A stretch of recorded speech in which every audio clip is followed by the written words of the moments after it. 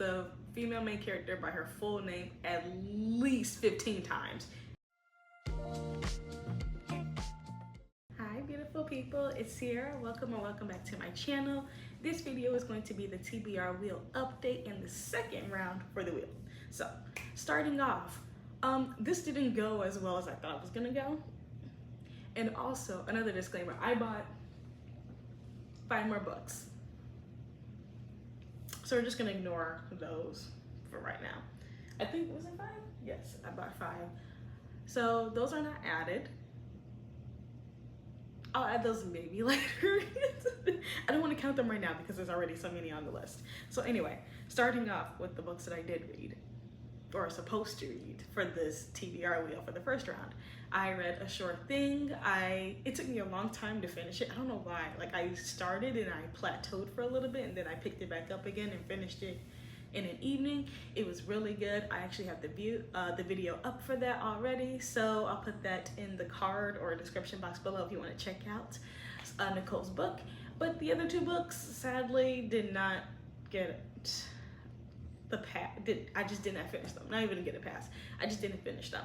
So the second book of it was The American Roommate Experiment, and I did not finish this. I stopped at page, I think I stopped at page 50 because technically I have my own rule now. I have to get to at least page 50 to either can continue to read the book or DNF a book. So that's my rule of thumb. If I can't even get to 50 pages, then it's definitely a no. But my goal is pretty much, the rule is to at least get to 50 pages and then determine if it's a DNF or not. And I got to page 50 and this is a DNF. Purely because the style of writing. Because I swear the love interest calls the female main character by her full name at least 15 times in those 50 pages. And it was highly annoying. And it's like every sentence that they said, they were saying each other's name. And that's something I do not like. It kind of reminded me of Girl Meets World, which was one thing about the show that I tried to forget because that was very cringy and weird. And then reading it, I'm like, oh, it reminds me exactly of that, and I don't like that. Like, every now and then you mention the character that they're talking to, but if it's literally the only 2 talking characters, why are you 2 calling each other by your names? Especially, why are you calling her by her full name? You're literally calling her, was it Rosie Graham, at least 10 times. Like, I did not like that. So that's why I did not finish this book. So in any books that I do DNF, they have to be donated. That's the rule of thumb, which will probably lead to me not getting to the goal of having a home library for quite some time. But hey, I mean, someone else is gonna love the book, so I'll be putting it in like the little free libraries in my neighborhood. Next up, I am so sad to say this, but Something in the Water by Catherine Steadman, a DNF. And I tried, I got to page, what page am I on? I'm on page 69, and I was trying to push through, and I can't do it. Purely because it's so much freaking backstory. So much backstory, and so much description that literally, like, there's barely any dialogue within the first 69 pages, and it's kind of frustrating. Like, I like my characters to start in the mess. Like, having some backstory, that's fine, but like, do a balance and give me like dialogue. There's like barely any dialogue, and even the dialogue is in past tense. And I love Catherine Steadman. I love The Family Game, but this one just ain't it. It's not it. It's not it. And that's why I was like pushing a little bit more. That's why I got to page 69, because I was like, it's Catherine Steadman. I really want to like make this work. It's not working. Like, this is a toxic relationship. It's not working. But I want to love it, but I can't. Like, and then even then with the documentary that that Erin, the female main character, is working on, I don't see any connection yet.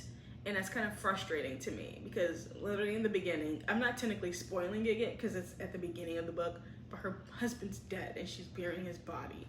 And I'm like, ooh, how does this lead up to it? But there's so much about the documentary that I'm like so confused as to why the documentary is even prevalent. and even the people that she's interviewing for the documentary, I'm so confused on how they connect with each other. So it just doesn't feel cohesive. It doesn't feel coherent enough for me to follow the plot, which is so unfortunate because I loved the Family Game. I really did. But it just wasn't it, dog. So I'll be putting both of those in the little free library and in my neighborhood. Hopefully someone else enjoys them. But it's unfortunate. But I'm gonna go ahead and pull up the spinning wheel and we're gonna find out the next 3 books. Spoiler alert, I also do have several books on Libby that I'm reading. I just finished The Ghost of Gwendolyn Montgomery. I have other ones too, but I have like 21 days to read them, so I have some time. And I can read these other ones in between. So let's go ahead and spin the wheel.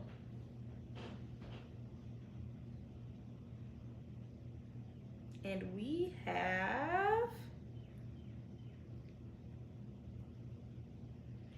The Mysteries of Udolpho. Okay, so that's the first one. Let me go ahead and find it. I believe it's over here actually, if I'm being quite honest. Oh, and it's a thick boy too. Man. Oh, this might take me some time. Oh, these are like the notes in the back. So this comes out to over 600 pages, yay. So since this book is so long, we're just gonna do 2 books. Because I don't know if I can do 3 books when this book is literally over 600 pages. So we're gonna go ahead and remove that from the list, and then we're gonna go ahead and spin one more time. Please don't be a long one, please don't be a long one, please don't be a long one. You're Making Me Hate You, which is one of my nonfiction books. I haven't read a nonfiction book in a while. And here's the thing. I don't know if these people have been canceled, if they're good or bad, but the title was interesting enough, so stay with me on this. And it is this one by Corey Taylor. I don't know what the stance is on this man. I'll probably have to do my research. Yeah, so we'll see how this one goes. Because I really don't have that many nonfiction books. The main nonfiction books I have are literally freaking Martin Luther King Jr. and Barack. So, if that tells you anything about me. But those are the 2 books that I'm gonna read for this wheel. I do have my other books on Libby of what I'm going to read. So just to let you know, I have 7-10 Split that is also with the mechanic. I think it's called the Mechanic or Repair Mechanic. I forgot, by Carmen Lee, and that's like a duo book. So that's what I'm currently reading right now on there. I have Don't Let Them In. I think it's by like C.J. Forrest. I think it's like more of a thriller one. I have another book, obviously because I'm using my phone to film, and I'm not logged into Libby on my iPad and I don't feel like trying to log in right now to try to figure that out. But I have another book that is African spirituality. So I think we have like Orisha's focused in that book, and there's one more. I do not remember. I think it's Don't Let Him In.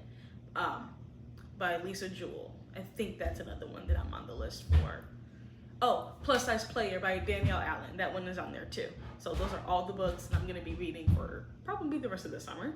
So you'll probably just get a video of all the books I read for the summer in like a big video. Hopefully it won't be too long. If anything, I might have to split it up into 2 videos, but that's a problem for later, Sierra.